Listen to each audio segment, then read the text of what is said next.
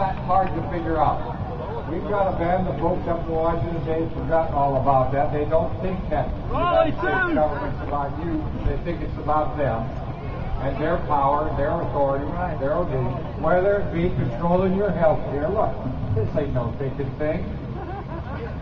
Speaker Pelosi, you have a responsibility for my liberty, not my liver. I take care of it myself. In fact, I insist on my right to take care of it myself. And then they say, well, we've got this horrible environmental threat concern that's waving over. We've got to take control of all energy sources that uses in America. How debilitating will that be to the performance of the American economy with cap and trade? Now we've got this one of my favorite of their initiatives. We're going to protect all you working men and women out here from the vagaries of a secret ballot. And take away your right to decide for yourself whether or not you will unionize. And impose that on you through the most oppressive kind of coercion. They're not fooling anybody. Take a look at what their agenda is, and I'll tell you the ways in which it shall serve. No matter what the initiative, it's always the politics of greed wrapped in the language of love. And what they're greedy for is power and control. In your own family, when you run into people like that, you call them control freaks. That's what they are. They want to be in control of your life. And for what purpose? The first is power for themselves, and through some goofy, misguided concept that they got in some goofy freshman political science and sociology course someplace, they think bigger government is always better. So their first object, grow the government, acquire more power for myself. Let's have a redistribution of income with me in control. And let's have it in such a way that I can reward my friends, punish my enemies.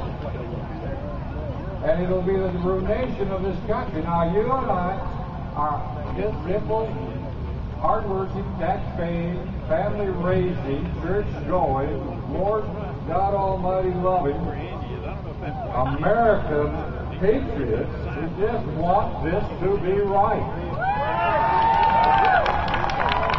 And we exercise our right to assemble and to protest the abuses of our government. And for that we are mocked.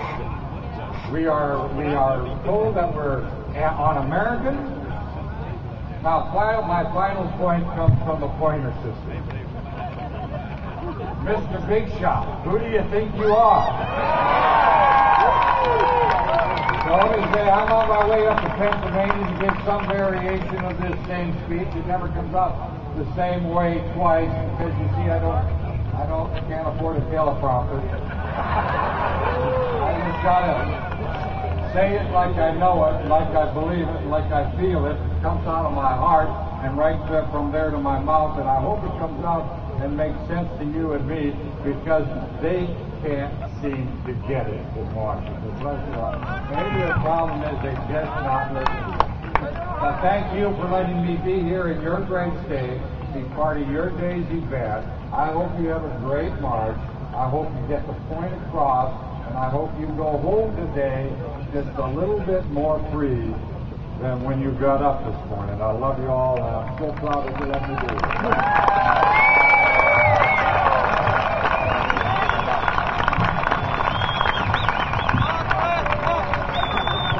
God bless Texas, God. What gave those people like this army? One big announcement before our march. We're going to hear a little bit more from Reggie because we can't start our march until 11:45. But I do have an announcement. I just spoke with the chief of the Capitol Police here. She's in charge. And this is the deal, and I want all of you to agree to do this, because we want to have a great march, and we want to have a great protest, we want to have a great message. Shake his hand. And we are going to be obedient. They have said that we will be able to keep our signs, our flags, and our polls as long as we have no opposition show up today. So as of now, we have a permit here, and we can keep our flags. We will take them on our march, and we will be able to bring them back in. If protesters, other county protesters show up, then I have Thank you. Thank you. Mr. Army. told her that we will obey our sign. Just want to shake hands, sir. We don't like it, but we want to have a Good to see you, sir. peaceful day today. We want to have a great time. We've got great speakers.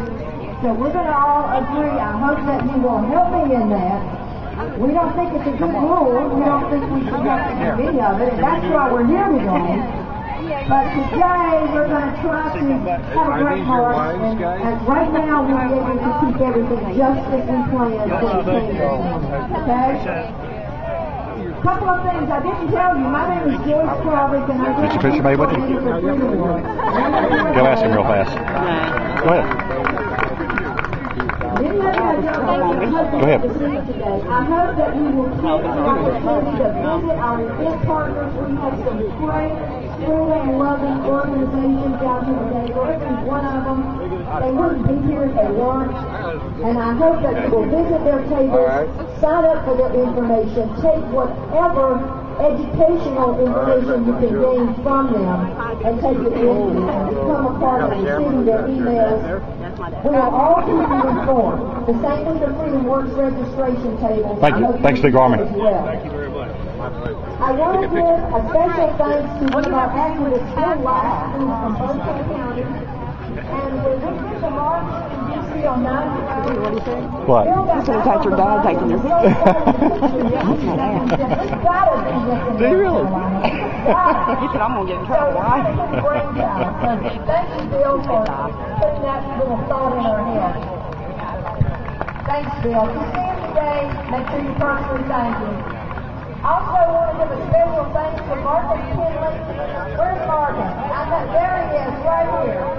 Point that guy out today. He got all the buses up to the 912 DC route. He is one of the best bus coordinators I ever saw, and he brought buses here today. So thank you so much.